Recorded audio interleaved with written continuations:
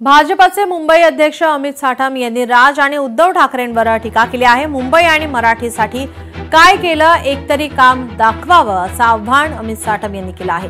तर ठाकरे वैफल्यग्रस्त असून प्रक्षोभक विधान करत पब्लिसिटी मिळवण्याचा प्रयत्न करत असल्याची टीकाही त्यांनी केली आहे। अशा आहे की अशा प्रकारची प्रक्षोभक विधान करून काही लोक पब्लिसिटी मिळवण्याचा प्रयत्न करीत आहेत। अशा प्रकारच्या स्टेटमेंट्स नंतर कदाचित आम्हाला असं वाटू लागलं की महाराष्ट्राचा एक विदूषक जो रोज सकाळी भोंगा देता चालायचा त्यांनी आता ब्रेक घेतलाय, त्यामुळे त्यांनी काही यांच्याकडे आपला बॅटन पास केलाय का, अशा प्रकारचा प्रश्न हा मुंबईकरांच्या मनामध्ये निर्माण होताना दिसून येतो।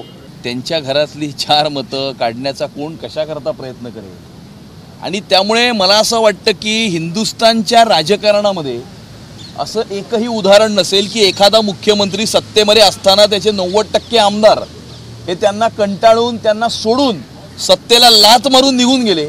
असं एकच उदाहरण हिंदुस्थानच्या राजकारणामध्ये आहे आणि ते म्हणजे उद्धव ठाकरे मुख्यमंत्री असताना त्यांच्या 54 पैकी 44 आमदार त्यांना सोडून गेलेले आहेत। त्यामुळे कदाचित ते वैफल्यग्रस्त झालेले आहेत।